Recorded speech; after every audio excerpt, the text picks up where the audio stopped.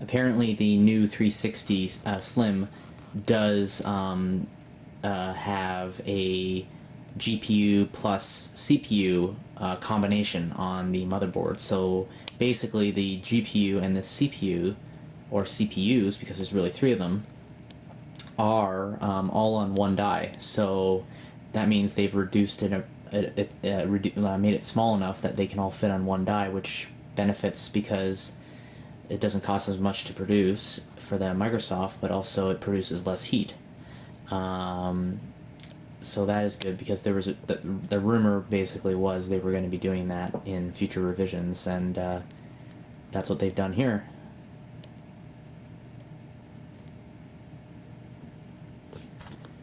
I would have really preferred that Microsoft included 7200 RPM hard drive rather than 5400 RPM, but I don't even know if that's right. There could be a 7200 RPM drive in this, but my what I think is they don't do that.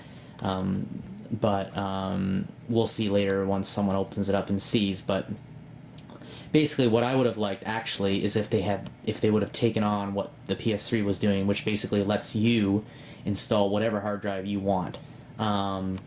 It's just a cash grab from Microsoft to make you buy their proprietary hard drive, because it's just a regular notebook class hard drive that you can buy anywhere, and having you can buy them for dirt cheap online, and with up to I think there are some now up to a terabyte. And I think it's pretty bad that they have not opened that up so you can do whatever you want with your hard drive. PS3 does it, and it's awesome because you can get a huge ass hard drive, fill it up as much as you want. If you fill it up, get an even bigger one if you have to. And like I said, the PS3 will let you use any kind of hard drive, 5400 RPM, 7200 RPM, whatever. So I wish that Microsoft would actually give you more choice. So, should you buy the new Xbox 360 Slim? That is a good question. I would say yes if you don't own an Xbox 360. Definitely go for it. It's the better option than going with any other systems that they have right now. Built-in Wi-Fi is awesome, about damn time, in my opinion. I prefer personally the black finish because everything is all my systems are black. I have the black Wii. I have obviously the PlayStation 3, which is black. It does seem to produce less heat. That is one claim I will absolutely agree with. Whisper Quiet, don't really agree with that, especially with the disc loading, games loading from the disc. Even with the hard drive, it's still not whisper quiet, and even when the console's at idle, it's still not whisper quiet. So, in Microsoft's dreams, the only system that really is whisper quiet is this guy. But even then, you still hear the disc and everything when it's loading. But in terms of, it's probably the quietest out of all the systems, obviously, for obvious reasons. But if you already have a 360, I did, but, only if you're really hardcore into it, and I am. Some people are probably going to go, well, you're silly for doing it. Well, that's fine, but everyone can do what they want to do, right? And the good advantage is that it does have the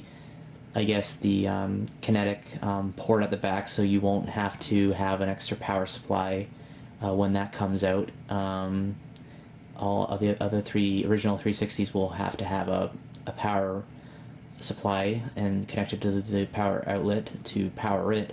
Now, if Kinetic is really going to cost $149 or $150 basically, Microsoft's going to have a hard time selling it for that, in my opinion. When I was in the store today, they already had it in their system for 150 or 149.99. So chances are that is what the price is going to be, because if it wasn't, and Microsoft, didn't want the wrong rumor out there, they would come out and deny it. But they haven't denied it. Of course, they've said, "Oh, we don't comment on speculation."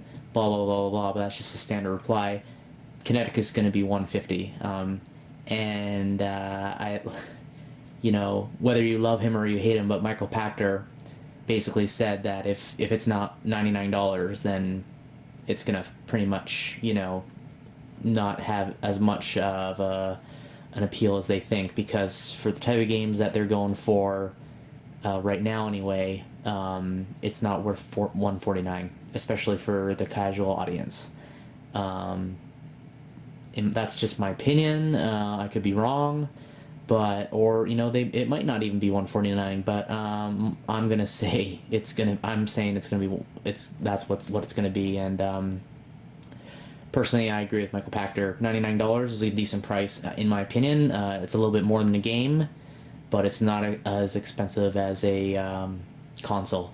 And you can say, well, there's not any console that costs $149, but there are the smaller ones, like the portables, the PSP and the DSi. I'm not sure what they go for now, because I don't own either of them, but I think they're around that price.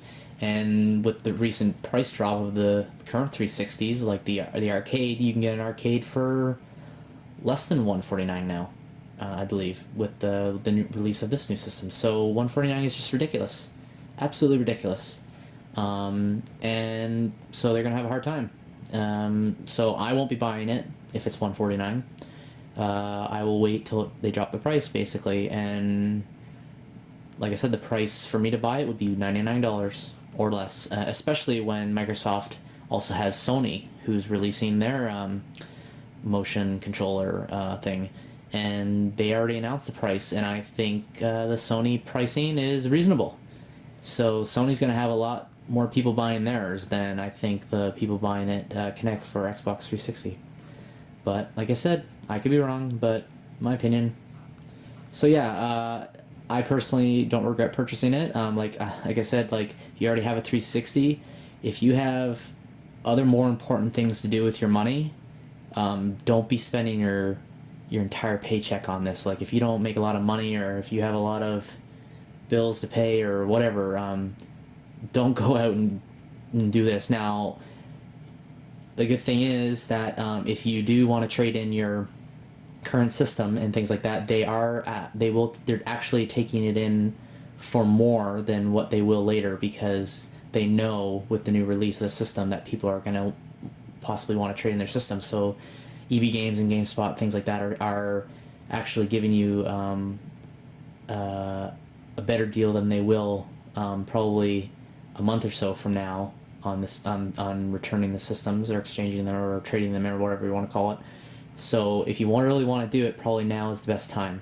Now you can try and sell it yourself and maybe get some more money, but if you might get lucky and you might be able to sell it and make more than what GameSpot will give you. But basically, I traded in my 360, a 120 gigabyte hard drive, an extra controller, and the wireless adapter, and I believe it worked out to I basically had to pay $150 or $160 for the new Xbox. So that, I don't know, like it was reasonable to me, and like I said, I just wanted to have the new ones, so I was fine with it. So yeah, that's basically my quick overview of the new Xbox 360.